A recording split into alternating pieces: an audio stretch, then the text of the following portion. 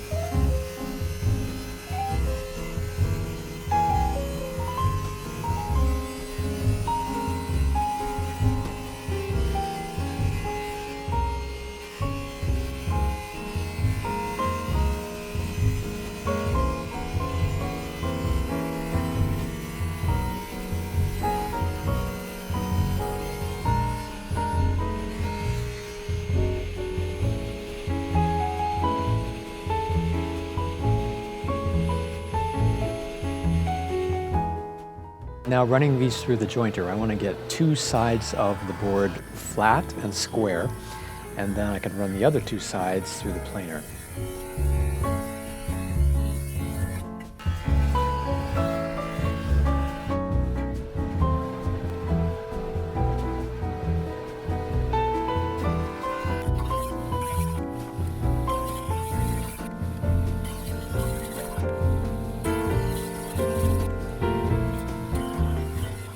When I'm running them through the planer, I want them to be oversized in one dimension because I'm going to run them through the sander afterward. And in the other dimension, I want them to be the exact size of the square. So if I was making a 2 1/4 inch square, I want them to be 2 1/4 inches in one dimension, and in the other direction, I want it to be about 2 3/8.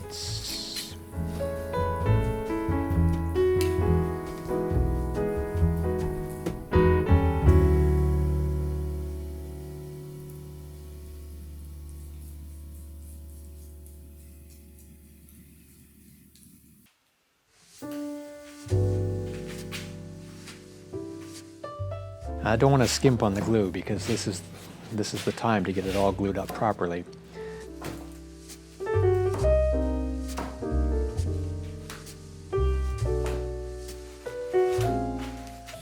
And then when I put the pieces together, I'll wipe up the excess with a damp rag before I clamp it.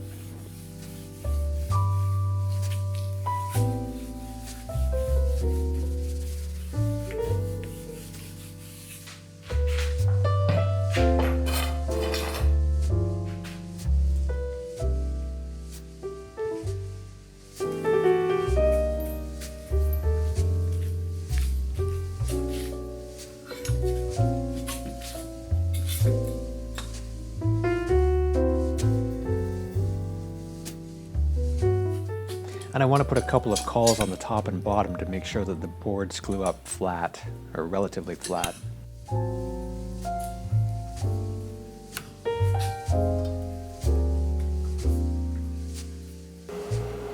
So So this is the dimension that I planed to be oversized.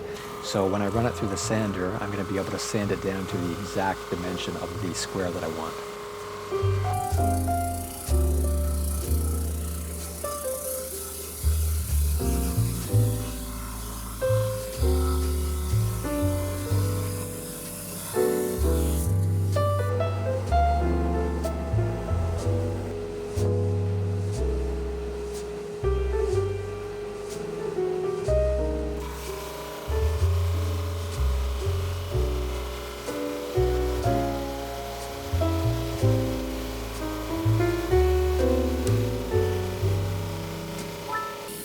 Now I should mention that the two pieces on the end are oversized in both dimensions. That way, after I glue up the chessboard, I'll have a little bit of excess that I can cut off to make it all square in the end.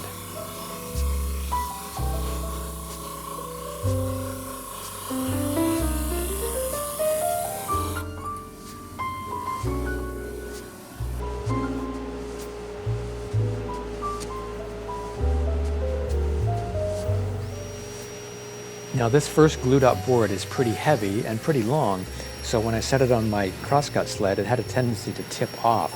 So I'm using a dumbbell that's heavy enough to hold it in place while I run it through the table saw, and I can cut the individual pieces for the next glue up. And I have a stop block clamped to the fence of the crosscut sled. That way each piece that I'm cutting is going to be the same size. I know my fingers look really close to that spinning blade, but the camera angle can be deceiving. They really were not that close. And now it's time for the next glue up of the 4 different chessboards. And I put down parchment paper to prevent the boards from sticking to the table because there's going to be a lot of squeeze out in this glue up.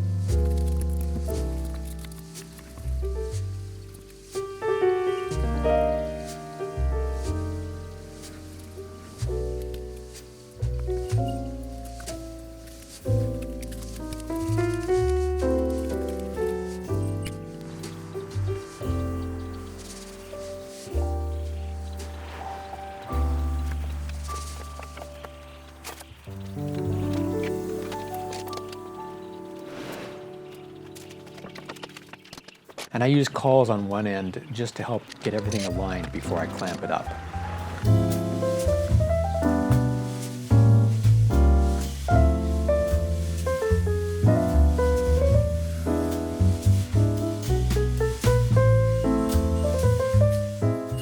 And after the glue has cured, I'm going to run it through the drum sander to get it down to the final thickness of the chessboard.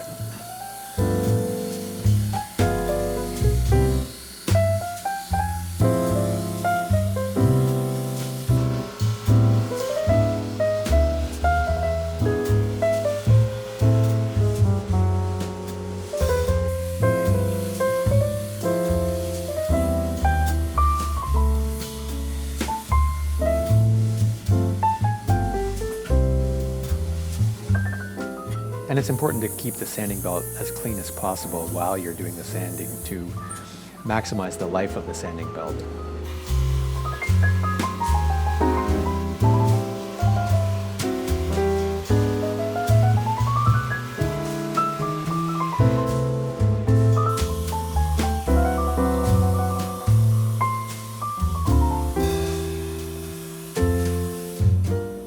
And now I'm preparing the boards for the frame. And I've already cut and planed these boards. And what I'm doing now is I'm running a dado down the middle, and that's where I'm going to place edge banding using tiger maple.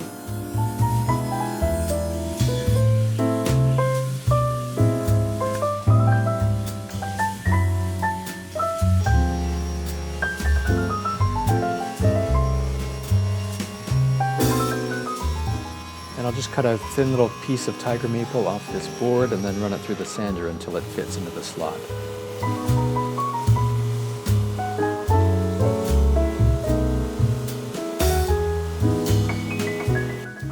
I'll glue that up and let it sit overnight, and then the next day I can trim it off on the table saw.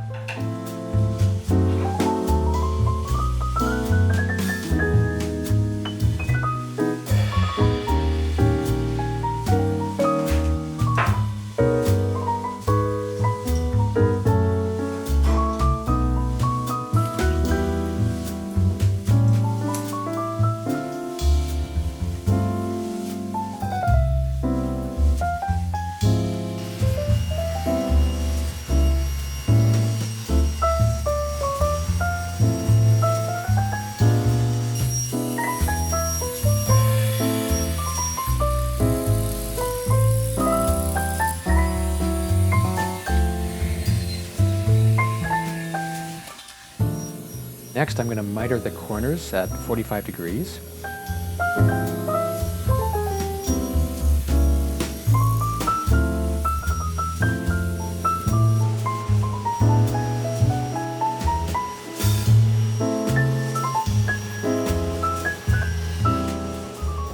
And then I'm going to cut a dado down the middle of the chessboard on all 4 edges, and then the frame is going to insert into that slot.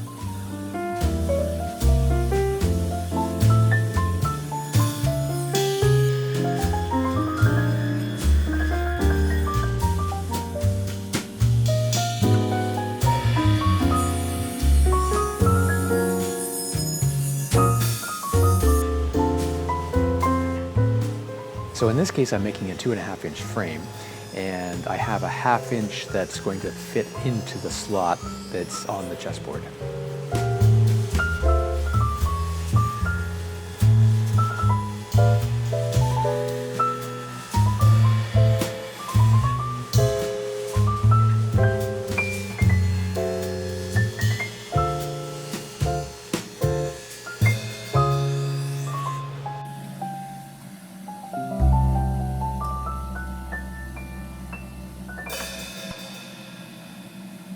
Now that I have the frame pieces cut, I'm going to use mortise and tenon joinery to strengthen the corners. I'm using a mortising jig that I saw on a fine woodworking YouTube video, and I'll put a link to that in the description if you want to make one of those for yourself.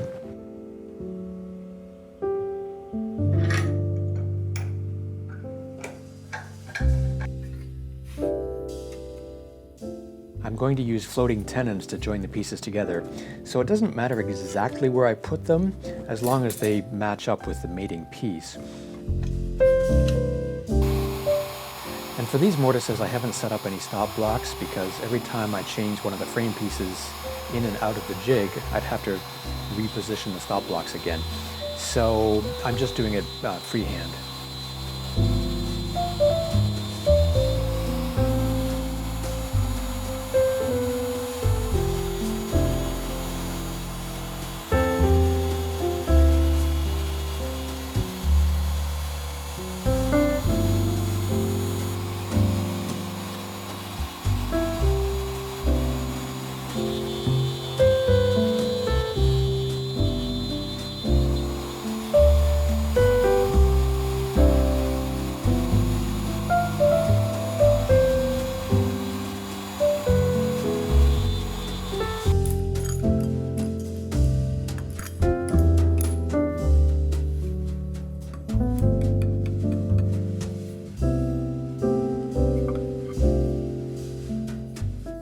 I've already milled some walnut down to the thickness of the mortise, and now I'm just using my belt sander to round the corners so that it fits into the mortise. You could also do this with a router, but I think sanding it by hand is fine.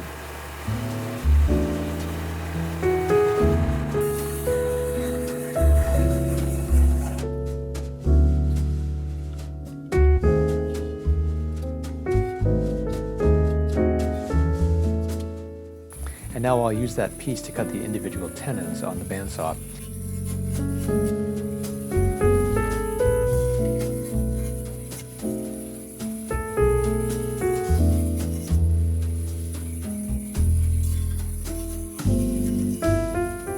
And after cutting them, I'm going to smooth the ends to remove all the fuzzies.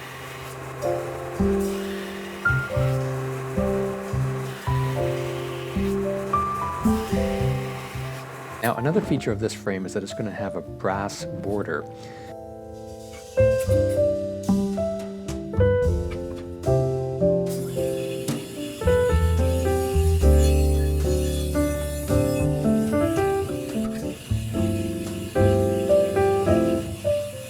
I'm adjusting the fence very carefully on this first piece to make a perfectly sized rabbet to hold the brass bar. And once I've got it set up, then I can run the other pieces through fairly quickly.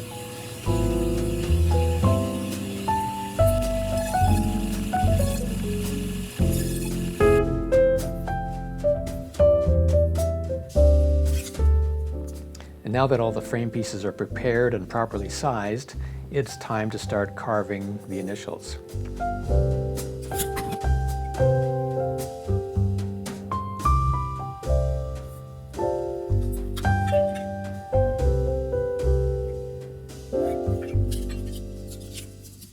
And in this case, my client's first name is Sam, but his initials also spell Sam.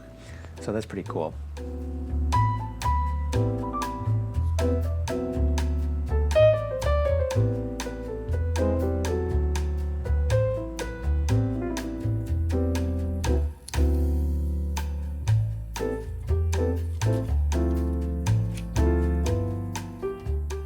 So I just slipped a piece of carbon paper under the initials that I printed on the computer, and now I'm going to trace it by hand. But for any of the straight lines, I found it easier and faster to use a ruler to make sure that they get really straight.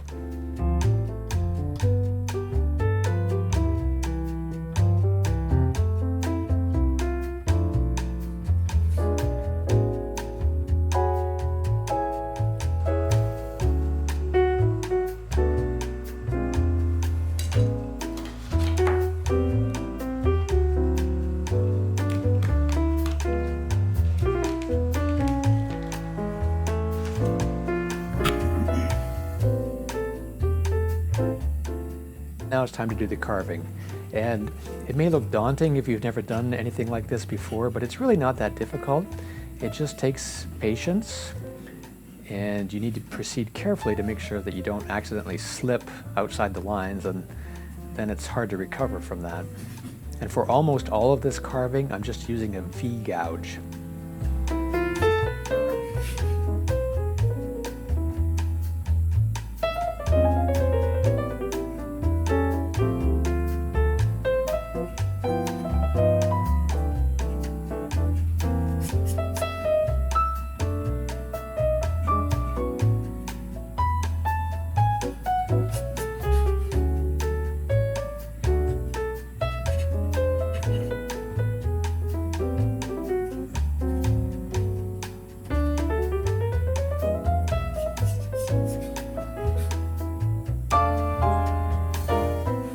I'm using my right hand to push forward, and the fingers on my left hand are helping to control the motion so that I don't go outside the lines.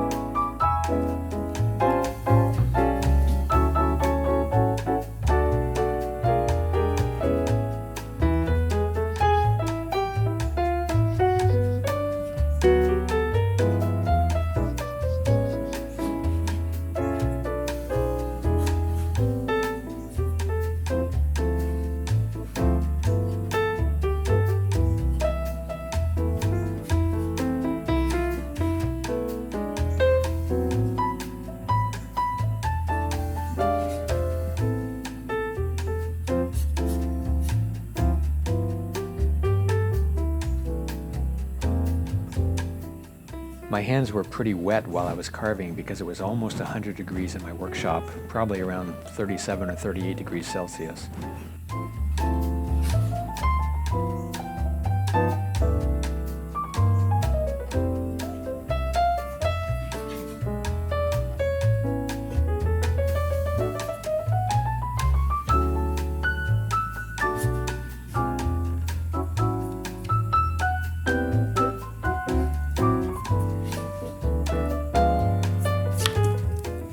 When you're applying gold leaf, the smoother the surface you're applying it to, the better results you're going to get.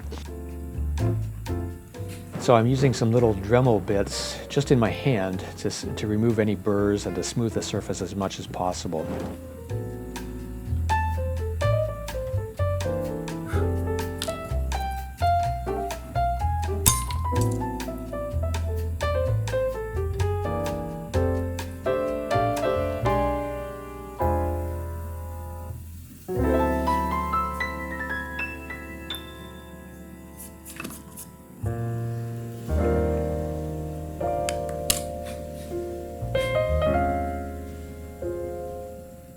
And this takes patience as well. You really don't want to take any shortcuts because surface preparation makes all the difference.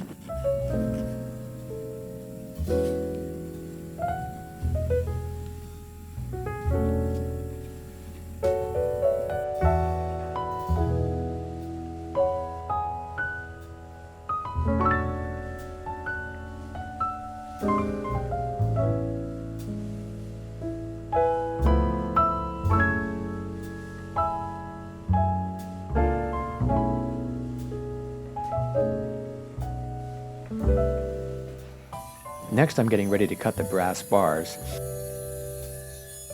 So I'm making this little jig out of a piece of wood, and I'm cutting a slot down the middle that's the same thickness as the copper bar, which is 1/8 of an inch. Next, I'm using this old-fashioned miter saw to cut a 45-degree slot in the end. And the reason I'm using this saw is it has a very thin kerf on the blade, and that's where my Dremel cutting blade is going to fit into.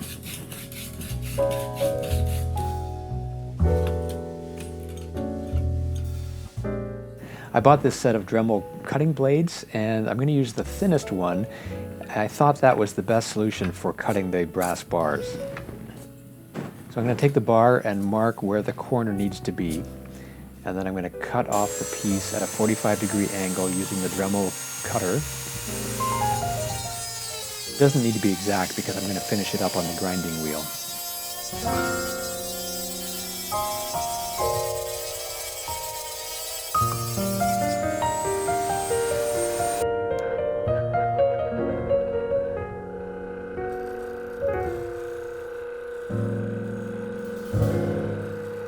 You want to be careful that you don't overheat it, so I dip it in water when it gets a little hot.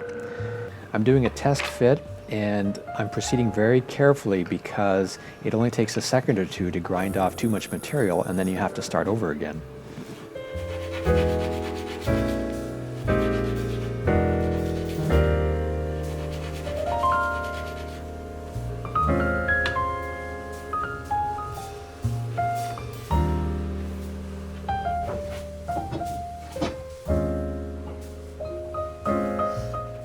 After cutting that first piece of brass, now I'm clamping the pieces of the frame to the board, and that way everything's going to be sized correctly, as if it's already glued up.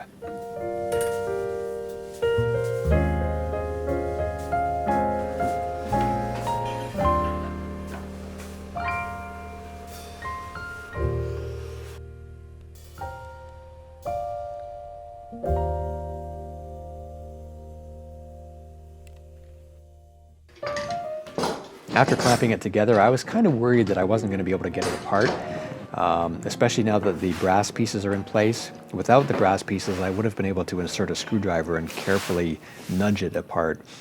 But with the brass in there, there's no place to do that. So I'm going to use a trick where I'm going to use one of my pipe clamps and reverse it and use that to put pressure on two C-clamps that I've got attached to the frame pieces, and that will gently push it apart.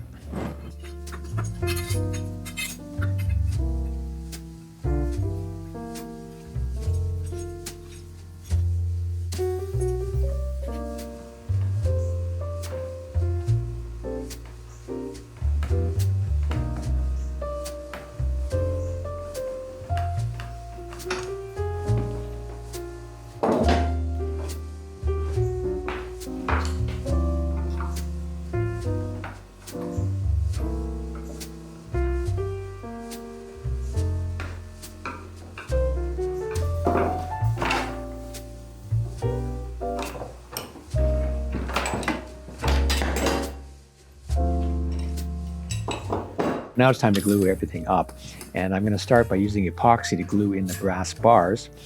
And my supply of epoxy from Total Boat is looking a little grungy because it's got sawdust that's stuck to some of the old epoxy on the outside. But nevertheless, everything that's inside the container is very clean and still works really, really well. And I really like using this pump system. It makes it so easy to measure instead of guessing at the amounts.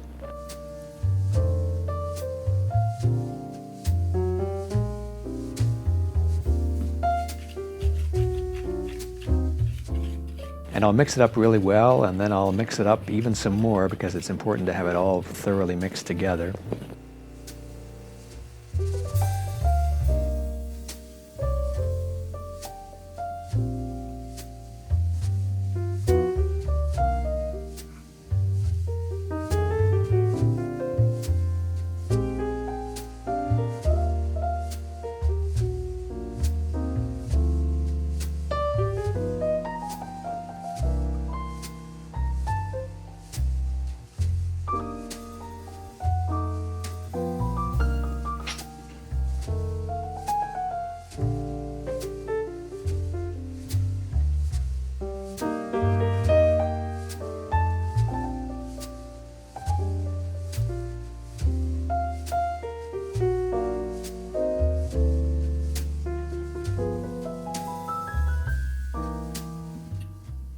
And I want to apply plenty of glue onto the mitered corners because this is practically end grain. It's a cross between end grain and long grain, but end grain does not glue up very well because it just sucks the glue into the wood.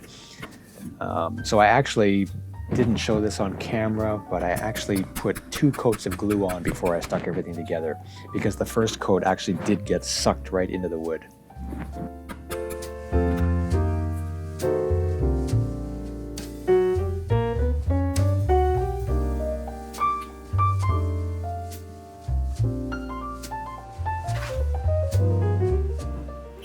And I'm putting a little dab of glue only in the center of each of the frame pieces, and that will allow for expansion and contraction of the chessboard.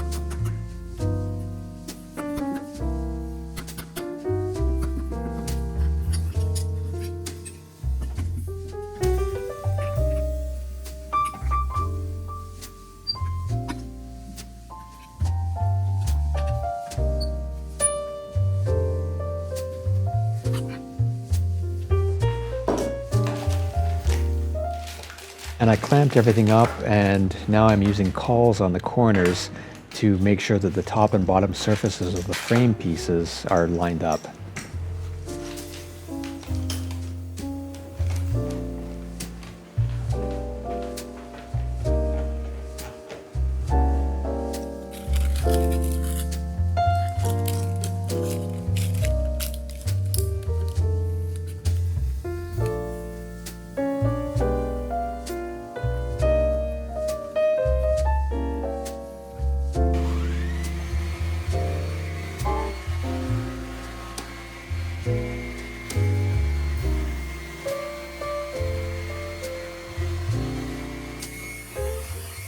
And now I'm sanding everything, starting with 80 grit and working my way up all the way to 220 grit.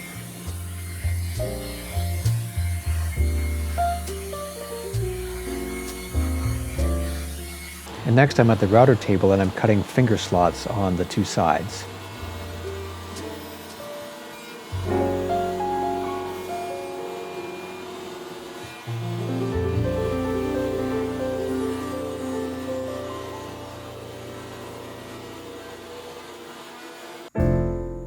So now it's time for the gilding, and I'm going to start by applying this burnish sealer. This is a yellow, almost like a primer, that seals the wood and prepares it for the next step, which is to apply the sizing.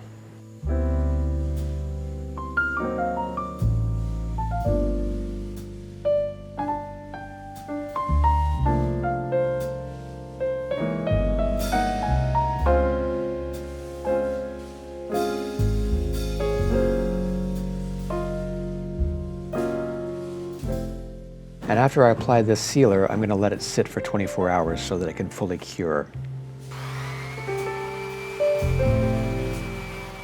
After that's cured, I'm going to sand off the excess.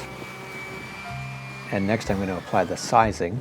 And this is an oil-based sizing, which is an adhesive for the gold leaf.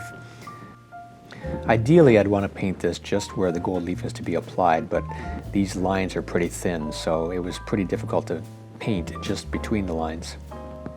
And I let that sit for about 1.5 hours to get tacky.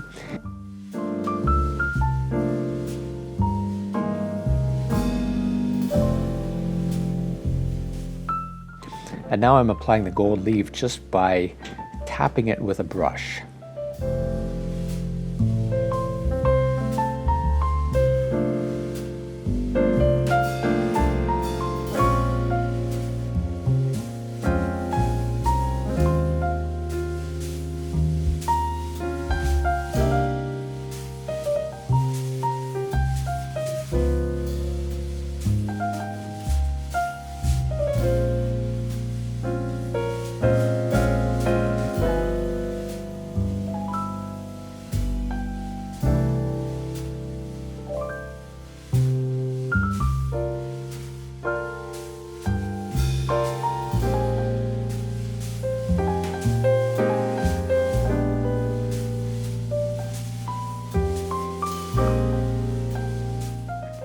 And then I remove the excess with a brush.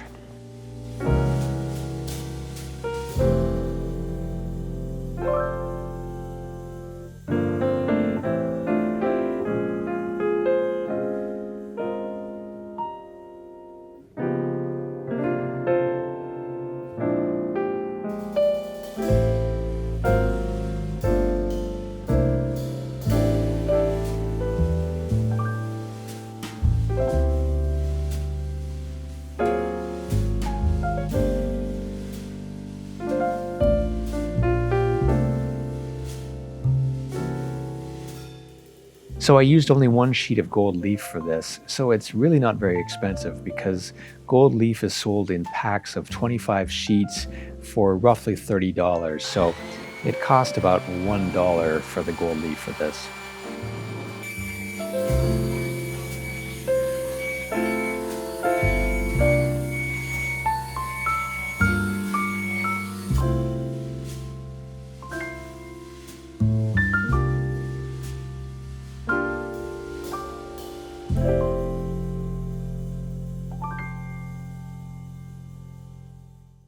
At this point, the brass rods don't look very good because they look all scratchy from the 220 grit sandpaper that I used. So now I'm going to use these ultra fine scuff pads, and they're equivalent to 1500 grit sandpaper. So I'm just going to rub that back and forth on the brass, and that's going to polish it and make it look nice and shiny.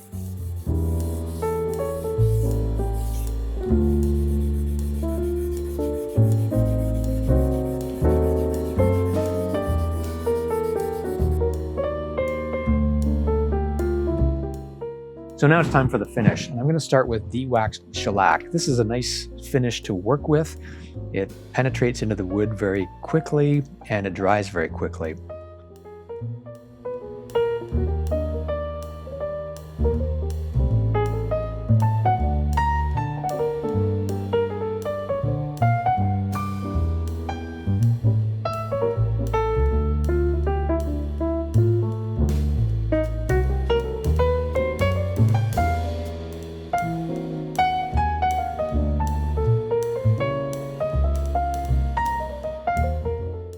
That's just the first coat. After it dries, I will sand it lightly with 600 grit sandpaper, and then I will apply 5 or 6 coats of urethane. I'm starting with a gloss urethane, and I will build up 5 coats, and then for the 6th coat, I'll use a semi-gloss urethane finish.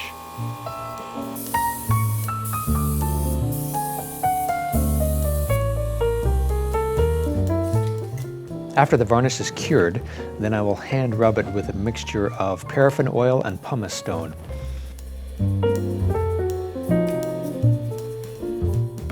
This really smooths out the finish, it removes some of the gloss and gives it a nice hand rubbed look.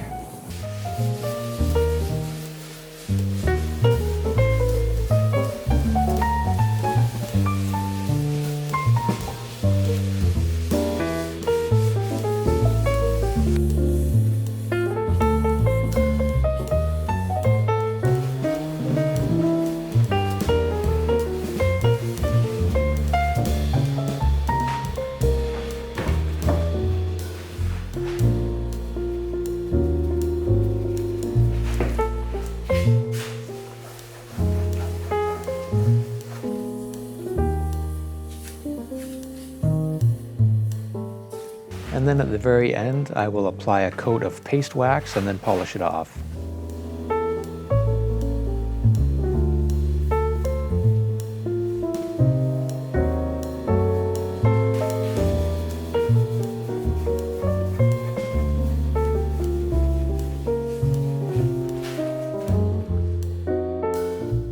Here are a few shots of the final product. I think it looks pretty good.